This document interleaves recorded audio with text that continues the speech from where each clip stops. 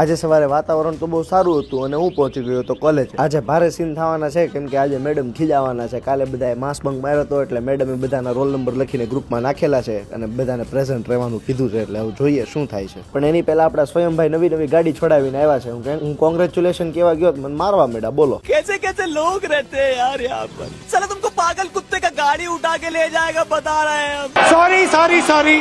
Jokes apart, સ્વયં અને રુદ્રભાઈ બે બહુ સારા માણસો છે, ભગવાનના માણસો છે. अरे कहना क्या चाहते हो. પછી અમે ક્લાસમાં આવ્યા. મેડમ ખીજાણા છે. હું કીધું હું તમને પછી કહું. ને પછી આપણા નીજાબેન ને કેમ્પેનિંગ રિલેટેડ કામ હતું એટલે અમે આવી ગયા બીબીએ ડિપાર્ટમેન્ટમાં. બેને શોખમાં કેમ્પેનિંગ મેનેજમેન્ટનું કામ લઈ લીધું પણ હવે અઘરું પડતું હોય એવું લાગે છે. देखा आपने लापरवाही का नतीजा है.